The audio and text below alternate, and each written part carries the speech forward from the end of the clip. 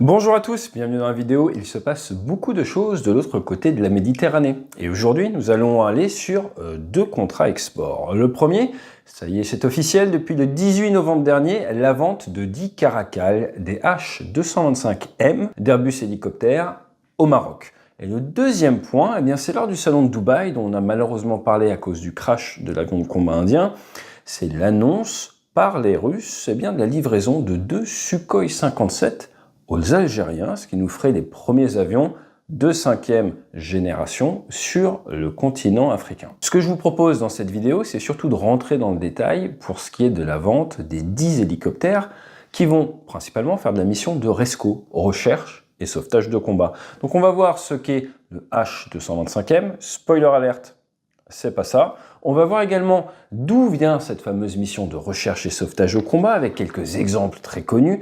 Également le Caracal, cette machine dont nous pouvons être fiers en tant que Français, qui a été énormément vendue à l'export. Et on va terminer par un petit détour du côté de l'Algérie. Algérie qui est en train de tout éclater, on peut le dire comme ça, d'un point de vue pourcentage du PIB sur l'effort de défense. Juste par rapport au PIB, pour info, ils font 10 fois l'effort que fait la France, grosso modo.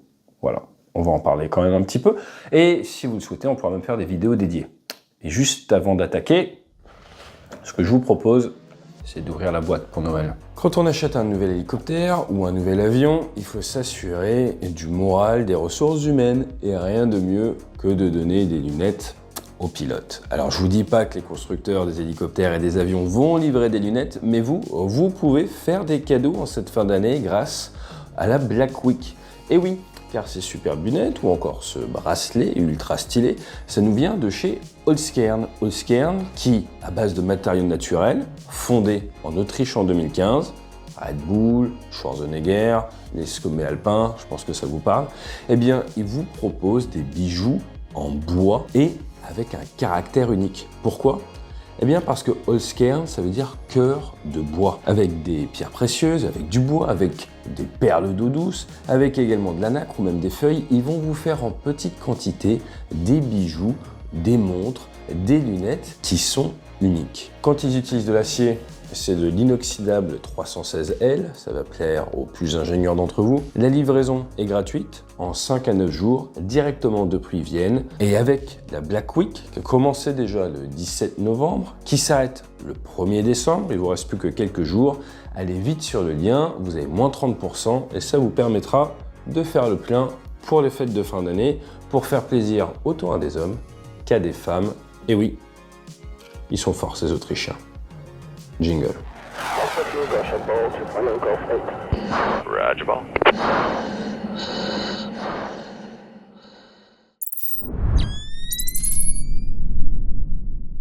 Le Caracal, eh bien, ça porte bien son nom pour une vente au Maroc, car vous retrouvez des Caracal en Afrique, mais également en Asie. Ça peut mesurer environ 1 mètre quand même, un Caracal sans la queue, avec un poids qui peut monter jusqu'à 20 kg. Ce qu'il faut savoir, c'est que les femelles, elles sont très légèrement plus petites et elles ne vont pas dépasser normalement les 16 kg, mais le Caracal qui nous intéresse aujourd'hui, c'est un autre gabarit. Quand on parle d'un autre gabarit, on parle quand même de 5 pales, alors ça ils aiment bien chez Airbus, et 5 tonnes 3 à vide, 11 tonnes 2 à la masse max. Vous savez que sur cette chaîne, j'aime bien utiliser le super étendard comme référence. On n'est pas loin d'un super étendard du coup à la masse max. Il va pouvoir faire environ 850 km, prendre des roquettes, avoir des mitrailleuses de sabord, mais surtout avoir de l'AN-39, comme par exemple chez les Brésiliens qui, pour leur marine, utilisent des Caracal aptes à tirer de la M39. Il faut savoir que tout ça est propulsé par du turboméca Makila, qu'on a quand même 2 fois 2400 chevaux, c'est pas rien. On a 4 pales au niveau de l'anticouple à l'arrière, alors contrairement à ce modèle-là, il n'y a pas de fenestron. Le fenestron, c'est ce qui protège là derrière. Et la mission principale, c'est la RESCO. Point important. En source ouverte, on voit du retour d'informations comme quoi les Caracal déployés en Afrique sont censés faire un changement de moteur tous les 3000 heures, mais qu'en tout cas, lors d'une partie de leur déploiement en Afrique, c'était toutes les 60 à 100 heures qu'il fallait changer les moteurs à cause bien du sable et des conditions extrêmes dans ces régions du monde. Donc ça, il faut avoir conscience que pour ce qui est du maintien en conditions opérationnelles, les conditions d'utilisation vont forcément avoir un grand impact et de manière générale, dans la plupart des armées, on préfère changer trop souvent le matériel et l'envoyer à l'entretien que trop tard. Ce qu'on trouve également en source ouverte, c'est que ça va vous consommer environ 800 litres par heure, et c'est une machine qui a, il faut le dire, très bonne presse. Gros succès à l'export, l'Arabie Saoudite en a plus d'une dizaine, le Brésil, on l'a vu, armée de l'air, armée de terre, marine nationale, la France, pour remplacer le Puma. Juste à côté d'ici, on a le 1,67 Pyrénées qui les met en œuvre, avec également le Gamme 56. On a vu des belles images récemment à Djibouti. Je salue d'ailleurs un copain de promo qui est là-bas. L'ALAT en a également, même s'ils vont être remplacés par les NH90 Forces Spéciales. Et ensuite, derrière, dans les contrats un peu plus compliqués, on a eu la Pologne, on a eu également les Émirats Arabes Unis, où il y a eu cette annonce de Caracal en même temps que le Rafale. Là, je crois que c'est un petit peu compliqué. Sinon, on a la Hongrie, l'Indonésie, Kazakhstan, Koweït, Malaisie, Mexique, Pays-Bas, Thaïlande, Singapour et même, accrochez-vous bien, l'Irak, où il a pas mal fait des opérations, notamment à l'époque où j'y étais. Mais à quoi ça sert et pourquoi au Maroc? Pour pouvoir faire de la recherche et sauvetage de combat. Le concept est très simple. Vous avez un militaire, un équipage qui se retrouve en territoire dangereux ou en territoire ennemi. Il faut aller le récupérer. La toute première mission officielle de recherche et sauvetage au combat, en fait, c'est le leader du pilote qui l'a faite, qui partait en vol à deux. On est en 1915 en Bulgarie et c'est le squadron commander Richard Bell Davis qui a vu son collègue, son équipier, le sous-lieutenant Smiley se poser. Il a décidé de se poser à côté, d'aller chercher le collègue, de le mettre dans sa machine qui était monoplace et de le ramener en sécurité. Ça lui a valu la Victoria Cross, très haute distinction en 1915. Sinon, c'est les Britanniques qui étaient un petit peu dans le devant de la scène sur la réflexion autour de ça avec des véhicules, le Royal Navy Air Service Armored Car Section. Et vous avez également eu beaucoup d'opérations de recherche et de sauvetage, c'était en Mésopotamie, justement, du côté de l'Irak. Pendant la Deuxième Guerre mondiale, ce sont les hydravions, dans un premier temps, les Allemands, les Britanniques, qui faisaient de la récupération de pilotes en mer du Nord, dans la Manche. Et après, en France, cocorico, Valérie André avec ses évacuations sanitaires et sa recherche et sauvetage de combat, notre première femme générale qui nous a quittés en début d'année, médecin également de formation, pilote d'hélicoptère. Derrière, on passe sur la guerre de Corée avec les Sky Raiders, avec les F9F qui essaient de maintenir à distance les adversaires pour que les H5 viennent récupérer. Il faut savoir qu'en Corée, 996 membres de l'ONU dont 170 aviateurs américains ont été récupérés et qu'il y a eu près de 8600 évacués sanitaires pendant la Corée. Derrière, si on veut continuer avec l'histoire du César, vous avez forcément BAT 21 qui a donné un film, on va dire gentiment inspiré de l'histoire vraie du colonel Hamilton qui est resté 11 jours et demi en territoire ennemi avant d'être récupéré. Au Vietnam, on est quand même sur 3883 membres d'équipage sauvés au coût de 71 sauveteurs tués et 45 appareils, pour vous donner une idée. Ce que l'on voit actuellement en Ukraine, au début du conflit notamment, il y avait des missions jointes Mi-35 et Mi-8, et on a vu également, quand il y a eu le Sukhoi abattu par les Turcs, qu'il y avait eu une opération de sauvetage où des sauveteurs russes ont été tués alors qu'ils voulaient récupérer l'équipage. D'un point de vue plus occidental, on a le Golfe, avec un F-14, on en a parlé sur la chaîne, et en France, on pourra revenir dessus si vous le souhaitez, le 30 août 1995, un équipage de Mirage de Mylène, touché, s'éjecte. Lors de la tentative de récupération, 2 membres d'équipage américains à bord d'un MH-53 Pavelo ont été touchés, ils ont été blessés et nos 2 collègues aviateurs de l'armée de l'air sont restés 3 mois en captivité. Alors pourquoi cette commande du côté marocain ? Ce qu'il faut savoir, c'est qu'au Maroc, en ce moment, il y a une vraie accélération au niveau de l'industrie de défense. Dans un premier temps, en octobre 2024, il a été question d'une commande de 18 Caracal pour 800 millions d'euros, mais après 3 ans de négociations, avec le passage d'Emmanuel Macron dans le pays, au final, ça n'avait pas signé. Mais c'est en septembre 25 qu'avec le ministre Lecornu qui était venu sur place et des accords de coopération française-marocaine, on a vu le contrat se débloquer. À savoir qu'il y a récemment eu des exercices joints entre la France et le Maroc dans le désert avec ce drôle d'hélicoptère. Toujours est-il, il semblerait qu'il y ait un centre de maintenance et de révision, MRO, comme on dit, qui va s'implanter au Maroc afin d'assurer le soutien opérationnel et le service de la plateforme vers l'Afrique de l'Ouest. Vous l'aurez compris, il faut quand même pas mal de maintenance pour ces machines. On part donc sur 10 Caracal et dans le contrat, on a l'assistance et la maintenance. Il faut savoir que ça fait quand même près de 70 ans que les constructeurs français sont établis au Maroc, qui sont traditionnellement des bons clients de la France. Et là, ils vont avoir un Caracal avec double treuil, projecteur, l'Euroflir 410 pour pouvoir avoir une boule, un bon optique en dessous,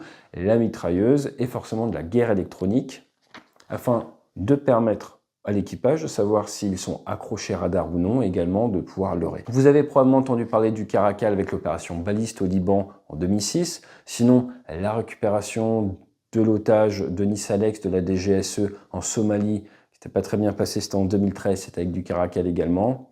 Et il y avait eu un accident en 2014 où il y a eu quelques victimes, 4e régiment des forces spéciales au Burkina Faso. Au final, un concept qui a fait ses preuves, qui va très bien marcher. Et en termes de timing, on est quasiment sur la même semaine que cette annonce au Dubai Air Show des 2 Sukhoi 57E Félon qui partent à l'export et qui auraient été livrés, apparemment, information du 19, le lendemain de l'annonce des hélicoptères. Donc je trouve ça assez drôle d'un point de vue communication stratégique. Le 18, il y a annonce d'achat et de vente d'hélicoptères de recherche et sauvetage de combat. Le lendemain, annonce de la vente d'avions qui ont capacité normalement à abattre des adversaires et à forcer la recherche et sauvetage de combat. Hasard du timing, vous allez me dire. Toujours est-il, d'après les déclarations des officiels côté Sukhoi, il semblerait qu'il y ait 4 avions en tout de plus livrés en 2025, soit un total de 6 Felons. En 2026, on serait sur 6 de plus. Et en 2027, 2 de plus, ce qui nous amènerait 14-15 avions vers 2028, avec l'objectif annoncé des Algériens qui serait d'avoir un escadron opérationnel en 2028. Donc ce qu'il faut savoir côté algérien, on pourra revenir dessus si ça vous intéresse, c'est que là, ces dernières années, ils ont eu plus de finances pour une raison très simple, ils vendent du gaz à l'Europe. Les conditions sécuritaires en Afrique du Nord se sont beaucoup dégradées. On ne va pas revenir sur l'épisode libyen, avec énormément d'armements qui, du coup, ont été mis en circulation. Le Sahel, qui est en train de se dégrader depuis que la France a été remerciée et n'est plus dans la zone. Et également l'arrêt des relations diplomatiques entre le Maroc et l'Algérie. Ce qui nous amène le budget de la défense algérienne en 2022 à un peu moins de 10 milliards d'euros. 6,5% du PIB quand même. Je vous rappelle qu'en France, là, en ce moment, on est à 2. En 2023, ils ont fait plus 76. Et là, 2026, ils vont aller sur, accrochez-vous bien, 21,5 milliards d'euros. 25 milliards de dollars. Je ne sais pas si vous vous rendez compte pour eux. On est quand même sur 20,6% du PIB. Par rapport à la France, on est à 2,06. Le Maroc sont en accélération également, mais pas dans les mêmes proportions. Et pour vous donner une idée, l'Israël, ils sont à environ 8 à 9%. La Russie, en 2024, là, ça a augmenté, était à 7%. Les États-Unis à 3,4% en 2024. Donc ça vous donne une idée. Il se passe des choses en Afrique du Nord. Et si ça vous intéresse, qu'on s'intéresse un petit peu plus à l'armée algérienne qui à l'heure actuelle commence à s'équiper avec du nouveau matériel russe, n'hésitez pas à me le dire en commentaire.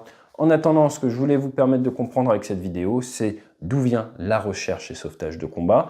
Lorsque je faisais les opérations en Irak, on avait la chance d'avoir le plot armé de l'air sur le porte-avions. J'essayais d'aller à la salle de sport en même temps que les gars du CPA, pour une raison très simple. Ce sont quand même, je ne sais pas si vous vous rendez compte, des militaires qui ont vocation à risquer leur vie pour récupérer du personnel navigant. Donc je pense que c'est extrêmement important quand on est personnel navigant d'essayer de rencontrer ces personnes, de les comprendre, de leur permettre également de mieux comprendre les personnels navigants qui servent, parce que c'est quand même pas tous les jours que vous rencontrez des gens qui sont prêts à mourir pour vous permettre de rentrer vivant à la maison. En France, jusqu'à côté à Cazaux, on a les stages de Search and Rescue, justement, où on va apprendre en tant que pilote à se cacher, à essayer de survivre le temps nécessaire pour qu'un hélicoptère vienne nous récupérer. Mais dans la vraie vie, il y a certaines zones, c'était le cas en Irak, il y avait certaines zones où vous ne pouvez pas, à l'époque, être récupéré, vous êtes en dehors des plots César. Donc il y a pas mal de petites méthodes, mais ce qui est sûr, quand on est pilote de chasse, on est très bon dans notre avion. Là, c'est notre domaine d'expertise. Au moment où on sort, où on s'éjecte et qu'on arrive au sol, il faut avoir conscience, et l'humilité d'avoir conscience qu'on n'est pas de John Rambo.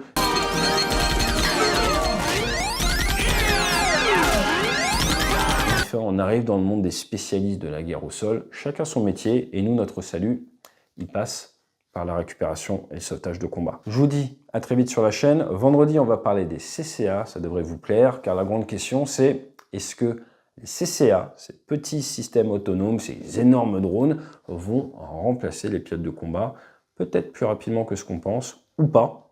On va en parler à vendredi. Et d'ici là, n'hésitez pas à vous abonner. On peut se retrouver en conférence pour parler leadership, followership, sécurité aérienne, pas mal de thématiques. On a également notre e-learning sur le site web, on vous met tout ça en dessous si vous souhaitez jeter un coup d'œil. Et le point à pas oublier, vous êtes pilote d'hélico, vous êtes dans le désert, n'oubliez pas de mettre vos lunettes. Fly safe.